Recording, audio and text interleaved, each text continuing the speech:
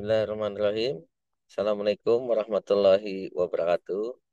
Yang saya hormati sejawat dan teman-teman peserta workshop Perfitri. Kali ini kita akan melanjutkan pembahasan tentang data analitik dan manfaat AI di dalam fertilisasi in vitro.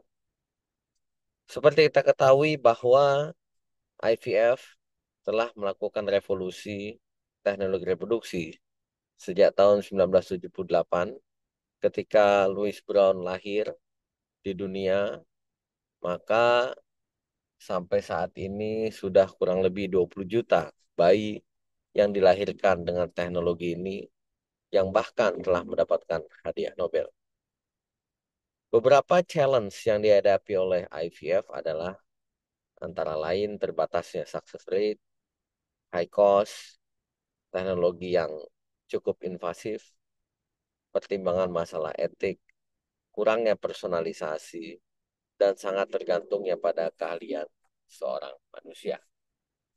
Apakah adanya artificial intelligence akan memiliki peran yang penting di dalam klinik IVF? Menjadi sebuah pertanyaan penting karena saat ini sudah begitu banyak teknologi kecerdasan buatan yang mampu melakukan analisis ribuan data termasuk gambar untuk memprediksi atau meramalkan outcome sebuah tindakan termasuk IVF. Sangat menarik untuk disimak bagaimana teknologi AI paling tidak terdiri atas dua bagian besar, yaitu machine learning dan deep learning. Yang keduanya memanfaatkan artificial neural network yang mampu mengekstraksi dan mengolah data yang volumenya begitu besar, yang masuk begitu cepat, yang sangat bervariasi, dan sangat tidak terstruktur karena data bisa merupakan data angka, gambar, termasuk video, untuk kemudian diolah menjadi sebuah algoritma yang sangat bermanfaat bagi kita sebagai seorang dokter. Munculnya teknologi AI di dalam dunia IVF sangat terkait terutama dengan begitu banyak gambar, begitu banyak imaging yang dimanfaatkan di dalam teknologi IVF, terutama dalam laboratorium.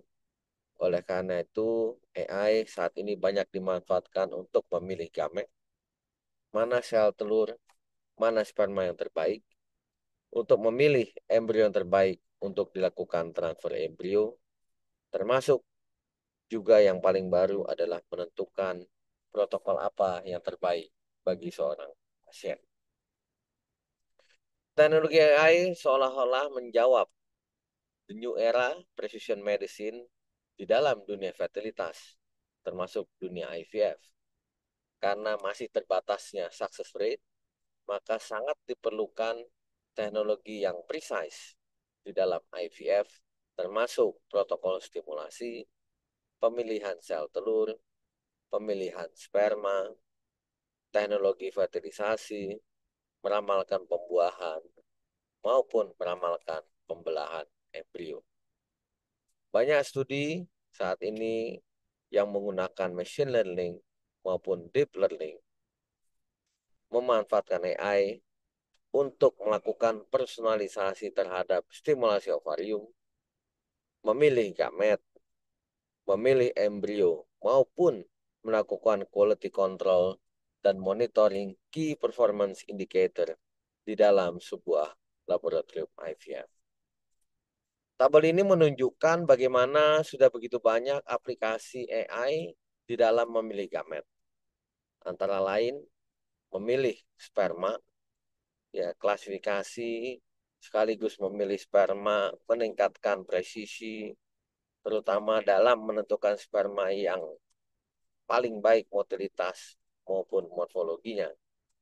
Ya juga selain motilitas dan morfologi sperma, AI juga bisa menilai kualitas sel telur yang tadinya hanya berdasarkan morfologi. Dengan adanya AI maka bisa mengintegrasikan berbagai modalitas di dalam gambar sehingga bisa membantu memilih sperma sel telur dengan kualitas yang terbaik. Real time adjustment ini juga sangat membantu embriologis untuk memantau perkembangan embrio dan memilih mana embrio yang terbaik dari dalam dunia IVF. Seperti tabel sebelumnya, tabel ini juga menunjukkan bagaimana teknologi AI sekarang banyak digunakan di dalam time-lapse imaging analysis. Berbagai time-lapse incubator, salah satunya Embryoscope, ya sudah embedded dengan teknologi AI sehingga otomatis akan merekomendasikan mana embrio yang terbaik berdasarkan AI yang ada di dalam embryoscope atau yang ada di dalam time-lapse morphokinetic incubator. Dan yang lain-lain, AI juga melakukan modeling untuk melakukan scoring system, meramalkan outcome dari teknologi IVF, bahkan melakukan genetic assessment dari berbagai macam data genetik yang dimiliki oleh dari pasien-pasien IVF. Berikutnya yang juga tidak kalah menarik adalah bagaimana AI membantu melakukan quality control dan monitoring KPI di dalam laboratorium IVF. Antara lain melakukan monitoring environment, ya temperatur, stabilitas, humidity, kualitas udara, kemudian melakukan pengecekan berapa jumlah embrio yang terfertilize, blastocyst formation, clinical pregnancy, kemudian ketaatan terhadap protokol, bagaimana pH level, medium kultur, oksigen concentration, mengurangi error di dalam handling gamet maupun embrio, kemudian tracking, ya bagaimana capaian terhadap KPI, melakukan root cause analysis terhadap kasus-kasus kegagalan, dan melakukan continuous improvement yang sangat penting di dalam laboratorium IVF. Gambar ini menunjukkan bahwa AI pun dapat melakukan analisis berbagai macam data, baik karakteristik maupun data omics dan data klinis, dan data hasil pemeriksaan laboratorium biomolekuler yang kemudian dilakukan analisis menjadi model untuk meramalkan bagaimana clinical pregnancy, bagaimana risiko miscarriage, dan bagaimana prediksi live birth dari teknologi IVF. Algoritma ini juga dilakukan di center kami di Jakarta, merupakan hasil studi doktoral Dr. Kemal.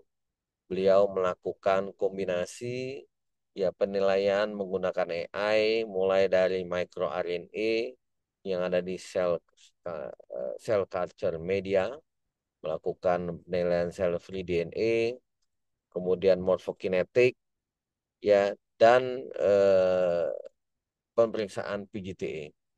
Algoritma ini dimaksudkan untuk menilai seberapa besar presisi dari berbagai macam modalitas, ya baik faktor klinis maupun biomolekuler untuk meramalkan sebuah embrio akan menjadi embrio yang euploid ataupun embrio yang aneuploid. Beberapa manuskrip saat ini sudah dipublish dan akan dipublish. Studi yang menarik lainnya dilakukan oleh Zade dan kawan-kawan, publish di tahun 2024 ya, bagaimana untuk mengkatalisasi ya prediksi outcome IVF. Mereka melakukan studi menggunakan machine learning ya untuk meramalkan, meningkatkan nilai prognostik dari pasien yang mengikuti program IVF. Paling tidak tiga data, ada tiga data yang muncul eh, di dalam tabel ini. Kita bisa melihat ada 37 data, mohon maaf. Ada 37 data, 37 variabel, ya field data set yang dikumpulkan ya terutama adalah data klinis maupun data di dalam laboratorium, ya yang nantinya akan diolah menjadi sebuah model prognostik berapa besar kemungkinan keberhasilan dari seorang pasien dalam mengikuti program bayi tabung. Mohon maaf. Kita bisa melihat ini data collection, data pre-processing, kemudian menyentuh model, model selection, model evaluation, dan akhirnya dikeluarkan sebuah prediksi berapa besar kemungkinan pasien ini bisa hamil setelah mengikuti program IVF. Dan kita bisa lihat di sini ini adalah model ilustrasi dari heat map yang menggambarkan interaksi antar 37 variabel datasheet yang ada di dalam datasheet. Kalau kita lihat dari semua variabel yang ada secara berurutan, yang paling besar skor important skornya adalah umur pasien, kemudian riwayat IVF sebelumnya, kadar LH, dosis gonadotropin, etiologi infertilitas, jumlah embrio, kemudian etnik pasien maupun etnik suaminya, dan terakhir adalah jumlah embrio yang ditransfer. Jadi ini adalah salah satu model bagaimana AI dapat membuat model prognostik pada setiap pasien yang mengikuti program IVF. Berikutnya adalah the next level of AI in ART, yaitu adanya foundation models. Foundation models ini adalah sebuah model yang dikembangkan dari data yang sangat besar dan sangat bervariasi menggunakan self-supervised learning, sehingga nantinya ini akan menjadi sebuah model yang dapat digunakan antara lain sebagai decision support system. Ya, kita bisa melihat bagaimana foundation models, ya dia menggunakan data-data, ya baik itu data itu berupa image, data itu berupa teks, maupun data itu berupa angka.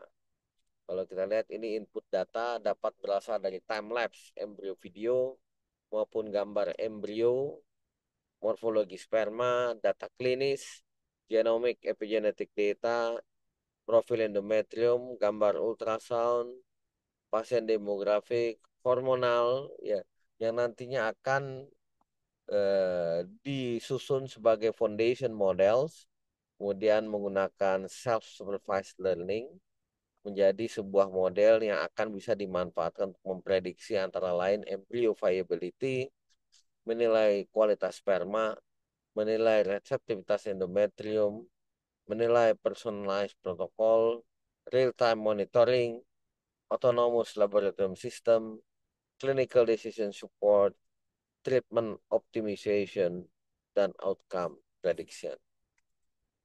Ini adalah gambar skema bagaimana sebuah foundation models ya digunakan di dalam teknologi IVF. Ini datanya dapat berupa teks, ya kemudian audio, datanya terstruktur, ya image, sinyal, ya kemudian ini akan dikembangkan menjadi sebuah model nanti menjawab pertanyaan-pertanyaan, ya image captioning, object recognition, image generation, dan akhirnya akan membangun sebuah algoritma.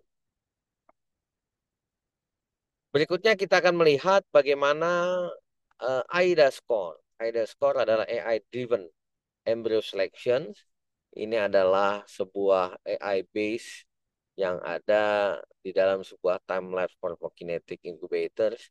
Nilai skornya antara 1 sampai 9,9. Ya, sangat membantu embriologis untuk memilih mana embrio yang terbaik yang bisa dilakukan penanaman ke dalam rahim.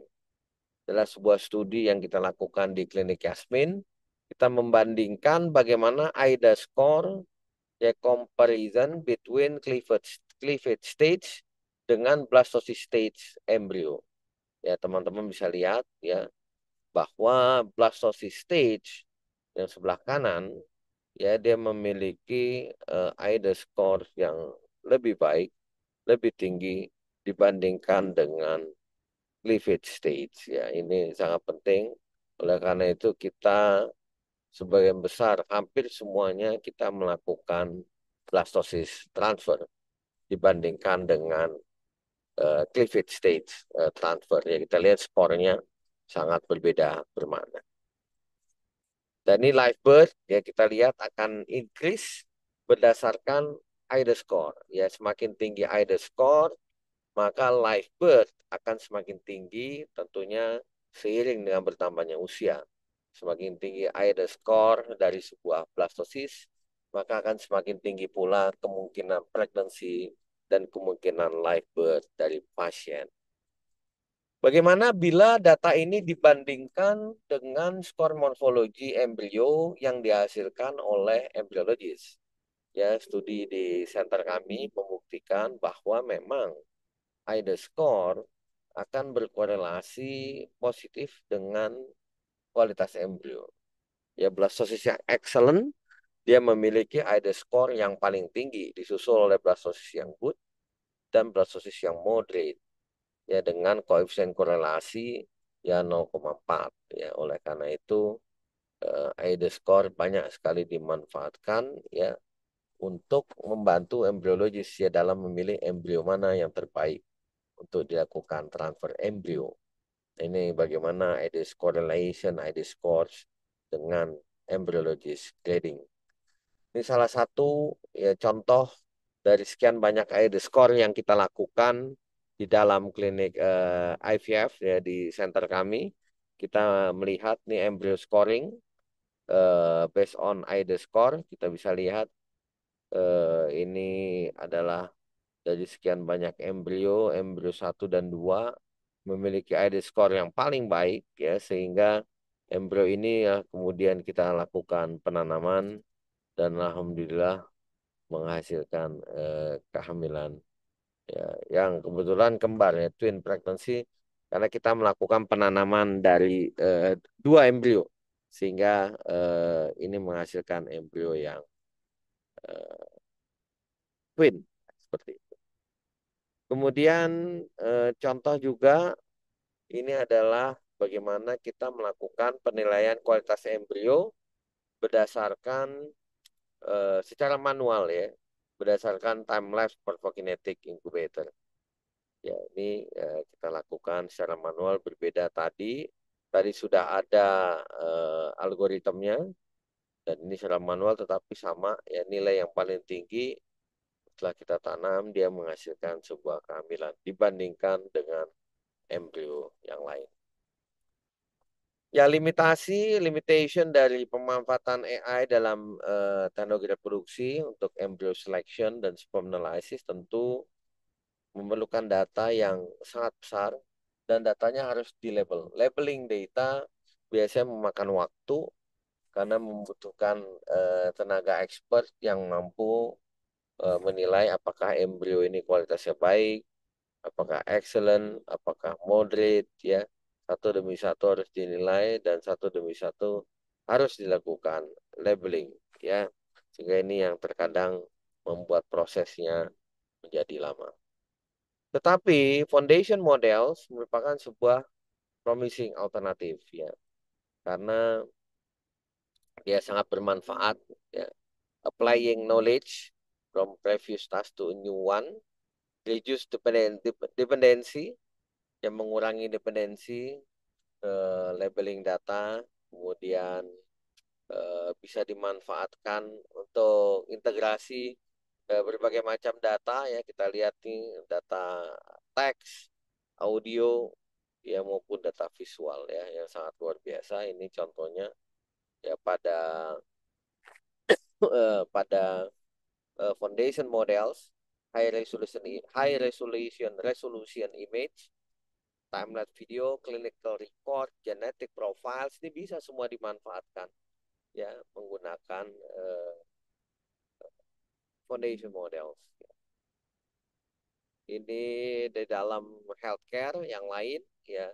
Foundation model juga digunakan untuk diagnosis, prognosis, treatment planning, drug discovery, medical image analysis, termasuk antara lain adalah decision support. Ya.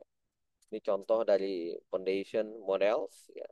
Kita bisa lihat self-supervised learning, ya, text generation, image classification. Sangat penting adanya database, ya baik database teks, image, audio, video, grafik, ya, sehingga nantinya akan dengan sangat mudah dikumpulkan dan diolah oleh AI menjadi sebuah algoritma. Embryologis tentu sebagai salah satu profesi ya tenaga profesional yang cukup advance memanfaatkan AI karena sudah sangat banyak ya AI yang bahkan lebih baik ya dibandingkan dengan seorang embriologis di dalam mengidentifikasi euploid embryos ya dibandingkan dengan PGTA. Jadi ini benar-benar ke depan sebuah breakthrough adanya AI yang mampu menentukan embrio ini euploid atau aneuploid. Dan multimodal foundation models ini combine time-lapse video, high-resolution image, genetic sequence, dan clinical record. Ya. Improve embryo viability and implantation predictions. Ya, deep learning selain mampu mengalahkan embriologis, dia juga 90% sangat cepat. Ya. Sangat cepat di dalam membantu menilai mana embrio yang terbaik untuk dilakukan transfer embrio.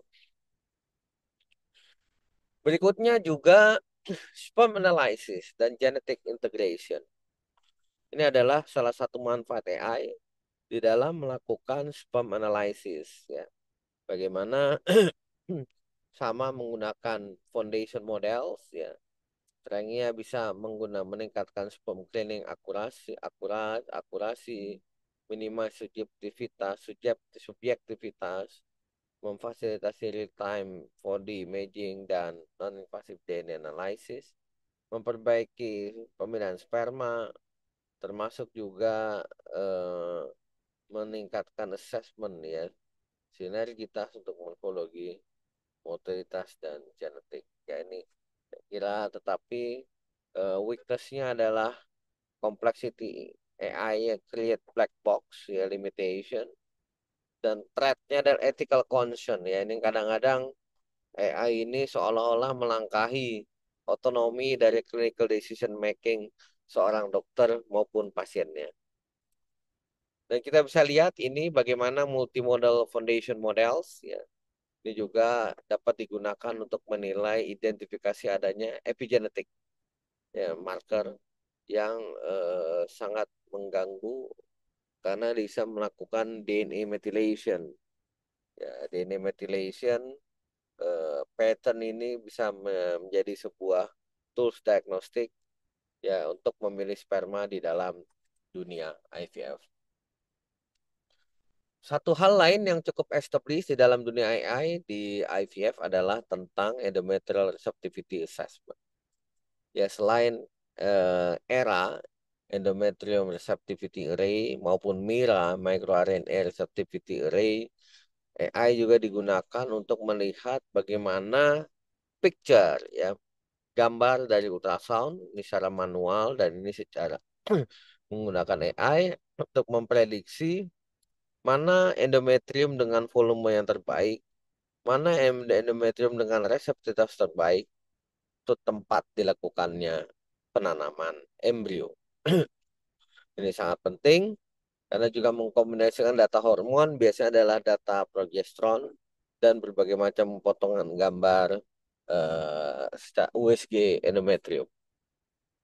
Decision support and personalized treatment protocol ini juga sangat banyak dibantu ke depan oleh adanya AI karena AI dapat mengintegrasikan outcome historical riwayat pasien, kemudian juga data pasien, genomik, proteomik, ya, sehingga nantinya AI akan membantu meng-create protokol yang mereduksi risiko OHSS, mengoptimalisasi luaran protokol, termasuk stimulasi ovarium, dan nantinya tentu akan meningkatkan efisiensi dan efektivitas ya dari AI di dalam dunia IVF.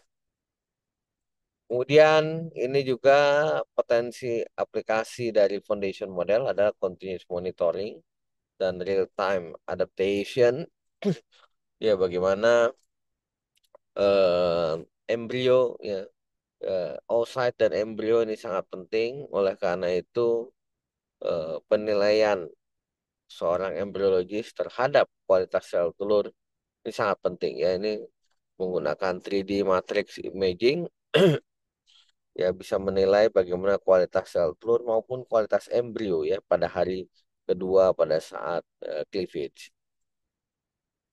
Selanjutnya adalah autonomous laboratory agent. Ini termasuk kemungkinan pengembangan robotik ya di dalam laboratorium IVF sehingga berbagai macam teknologi sekarang mulai dari ICSI, vitrifikasi, ya kemudian towing ya sudah dilakukan dengan teknologi robotik. Ya.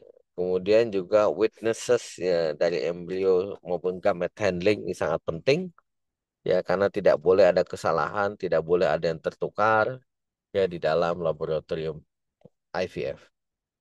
Data yang bisa dikolaborasi dan diintegrasikan dengan sangat cepat disinkronisasi oleh AI sehingga data ini menjadi real world data yang sangat bermanfaat untuk praktek kita sehari-hari di dalam dunia fertilisasi in vitro. Apa saja challenge dalam memanfaatkan AI? Data quality, annotation ini sangat penting, inconsistency, potential bias, computational infrastructure, and resources limitation. Ya, ini lack of high performance computing infrastructure, database storage, dan sebagainya sangat penting. Kita tidak akan mungkin bisa memanfaatkan AI kalau kita tidak memiliki data yang baik. Ya, interpretability dan transparency consideration ini sangat penting. Ya, harus ada pengawas data, harus ada data governance board, ya, yang menjamin confidentiality, accountability, security dari data yang ada. Dan terakhir termasuk ethical and legal concern. Ya, bagaimana ethical dan legal concern ini sangat penting menjaga privacy, security, termasuk pemanfaatan data oleh industri. Ya, tidak boleh semua data diberikan kepada pihak lain tanpa izin pemilik atau data owners. Nah, ini kita lihat adalah ethical consideration. Ya, ethical consideration begitu banyak. Ada interdisciplinary collaboration, regulatory compliance, equity to access, transparansi, algorithm bias, informed consent, patient privacy, public perception, and trust. Ya, jadi saya kira ini hal-hal ya, etik yang menjaga selalu perkembangan teknologi di seluruh dunia. Terakhir, sebagai take home message, kita tahu bahwa AI, terutama salah satu modelnya ada foundation models yang menawarkan breakthrough yang terintegrasi, memanfaatkan data image, video, genomics, data klinik menjadi sebuah powerful predictive system. Yang bisa menjadi key application adalah prediksi viability embryo, sperm genetic diagnostic, reseptivitas endometrium, personalized treatments, dan AI dapat membantu ya embriologis dalam memilih embrio, mempercepat pekerjaannya, speed up workflow, bahkan sekarang dengan robotic AI di dalam laboratorium IVF, improve diagnostic precision.